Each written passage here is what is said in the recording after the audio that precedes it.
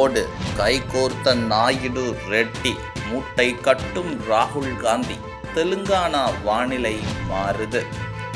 ஆந்திர முதல்வர் சந்திரபாபு நாயுடு தெலுங்கானா முதல்வர் ரேவந்த் ரெட்டி மற்றும் இருவரும் சில நாட்களுக்கு முன்பு சந்திப்பு நடத்தினர். ஒரு காலத்தில் நாயுடுவின் லெப்டினன்டாக இருந்தவர் ரேவந்த் ரெட்டி என்பது குறிப்பிடத்தக்கது. பின் சில காரணங்களுக்காக தெலுங்கானா சென்று காங்கிரஸ் கட்சியில் தலைவராகி இப்போது முதல்வராகிவிட்டார். இவர்கள் இருவரும் திடீரென சந்திப்பு நடத்தியது பெரிய விவாதங்களை கிளப்பியுள்ளது.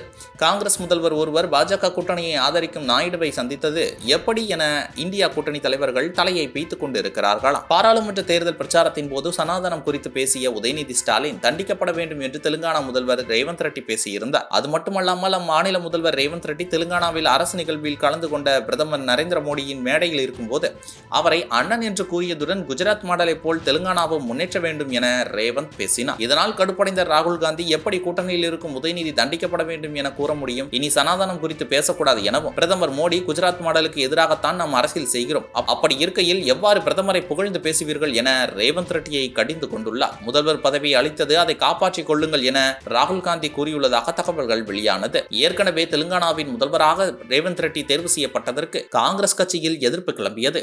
உட்கட்சி பூசல் வெடித்தது. தற்போது தெலுங்கானா காங்கிரஸ் தலைவராக இருக்கும் உத்தம் ரெட்டிக்கும் ரேவந்த் ரெட்டிக்கும் உள்ள பனிப்போர் மிகப்பெரிய அளவில் வெடித்துள்ளது.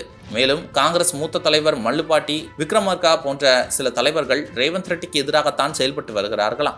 இந்த நிலையில் தெலுங்கானா முதல்வர் ரேவந்த் ரெட்டி மற்றும் ஆந்திர முதல்வர் சந்திரபாபு நாயுடு இருவரும் சந்திப்பு நடத்திய பின் பிரதமர் மோடி மற்றும் மத்திய உள்துறை அமைச்சர் அமித்ஷா மற்றும் சில முக்கிய அமைச்சர்களை சந்தித்து பேசியுள்ளார். மாநில நலன் கருதி பேசினார்கள் என வெளியில் கூறிக்கொண்டாலும் அங்கு நடந்ததே வேறு. தெலுங்கானா அரசு மாற்றம் குறித்துதான் பேசியதாக டெல்லி வட்டாரங்கள் தெரிவிக்கிறது. ரேவந்த் ரெட்டி சந்திரபாபு நாயுடுவின் சிஷ்யன் ஆவார். சந்திரபாபு நாயுடு எதை செய்ய சொன்னாலும் செய்வார். இம்முறை ஆந்திராவில் தெலுங்கு தேசத்துடன் பாஜக கூட்டணி அமைக்க முன்வைத்த நிபந்தனை தெலுங்கானாவில் பாஜக ஆட்சிக்கு தெலுங்கு தேசம் துணை நிற்க வேண்டும் என்பதுதான். பாஜகவால் தான் பவன் கல்யாண் தெலுங்கு தேசத்துடன் கூட்டணி வைத்தார். இல்லை என்றால் சந்திரபாபு நாயுடுவால் ஆந்திராவில் ஆட்சியை கைப்பற்றியிருக்க முடியாது என்பதை சந்திரபாபு நாயுடுவே அறிவார். இதற்கு நன்றிக்கடனாக தெலுங்கானா ஆட்சியை பாஜக நோக்கி செல்வதற்காகத்தான் முதற்கட்ட நடவடிக்கையை அவருடைய சிஷ்யன் ரேவந்த் ரெட்டியை சந்தித்துள்ளார். ரேவந்த் ரெட்டியின் பின்னால் குறைந்தது 40 எம்எல்ஏக்கள் ஆதரவு உள்ளதால் தெலுங்கானாவில் காங்கிரஸ் ஆட்சி கவிழ்ந்து பாஜக ஆட்சி அமையலாம் என்ற தகவல் வெளியாகியுள்ளது. ரேவந்த் ரெட்டியின் அரசியல் பயணம் தொடங்கியது என்னவோ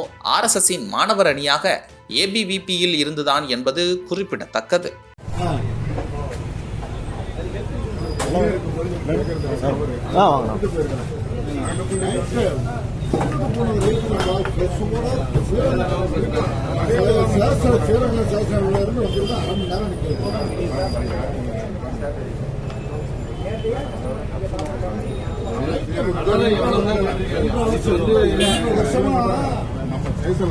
கேட்டு பாருங்க.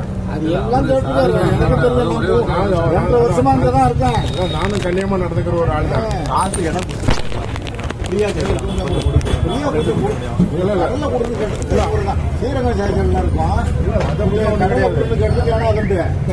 வேற சேஷன்ல இருந்தா வந்துட்டா அது தப்பு. அது பையன் இருக்கும்போது ஸ்டேஷன்ல இருக்கு, நானு கொஞ்சம் கொடுப்பான்னு தான் கேட்டேன்.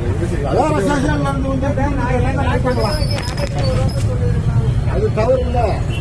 இப்படி மூச்சு கொடுத்தாக்க நம்ம எல்லாம் யாரும் நாள் குடிக்கலாம்.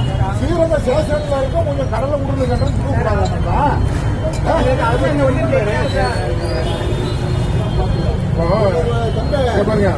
இருந்தாலும் வாழ முடியாது. என்ன விட நாங்களாம் கஷ்டப்பட்டு தான் விட்டுருக்கோம், ஏமாத்தினா இல்ல. நாங்க சிவன்பேட்டில் கஷ்டப்பட்டு தான் வேலை சொல்றது. ட்ரெஸ்ஸோட பக்கா ட்ரெஸ்ஸோட வந்து ஸ்ரீரங்க ஸ்டேஷன்ல கிரைம் ஸ்டேஷன்ல இருக்குப்பா. கொஞ்சம் கடலை கொடுத்துட்டு அப்படி செக் போஸ்ட்ல தான் இருக்கும் அப்படின்னு இருந்தா சார் ஃப்ரீயா கேட்டனால எல்லாரும் பாக்குறாங்க. எல்லாரும் பிரியாமா என்ன கொஞ்சம் பிடிச்சி சாப்பிடுறது பிரியா தான். அப்படி உங்களுக்கு தான் நிறைய பேர் கேட்பாங்க. வீடு ரெக்கார்ட் இருக்கு.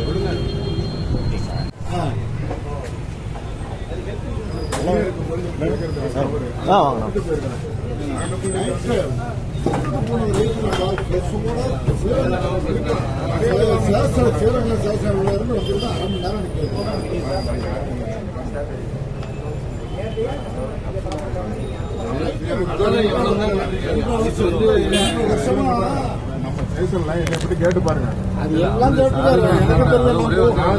வருஷமா இருக்கேன். நானும் கண்ணியமா நடந்துக்கிற ஒரு ஆள் தான். ஃப்ரீயா கடல்ல கொடுத்து ஸ்ரீரங்க ஸ்டேஷன்ல இருக்கும் கடல்ல கொடுத்து கட்டுறது ஏன்னா அது வேற ஸ்டேஷன்ல இருந்தா வந்துட்டா அதாவது அது தப்பு அது சொல்லுவாங்க சார் பையன் இருக்கும்போது ஸ்ரீரங்க ஸ்டேஷன்ல இருக்கு நானு கொஞ்சம் கொடுப்பான்னு தான் கேட்டேன் வேற ஸ்டேஷன்ல இருந்து வந்து அது தவறு இல்ல இப்படி மூச்சு கொடுத்தாக்க நம்ம எல்லாம் யாரும் நாள் குடிக்கலாம் ஸ்ரீரங்க ஸ்டேஷன்ல இருக்கும் கொஞ்சம் கடலை கொடுத்து கட்டணும் கொடுக்கூடாது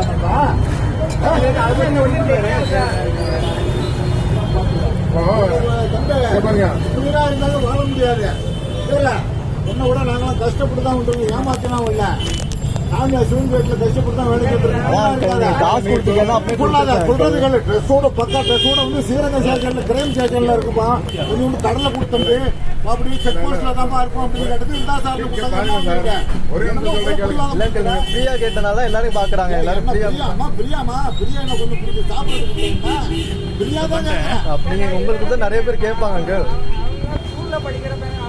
வீடியோ ரெக்கார்ட் இருக்கு. இதுபோன்று முக்கிய நிகழ்வுகள், அரசியல் தகவல்களை ஆழமாகவும் மாறுபட்ட கோணத்திலும் அறிந்து கொள்ள மறக்காமல் உங்கள் IND தமிழ் 24/7 பக்கத்தை பின்பற்றிக் கொள்ளவும். உங்கள் ஒவ்வொரு ஆதரவும் இதுபோன்று பல நிகழ்வுகளின் பின்னணியை அறிய உதவும்.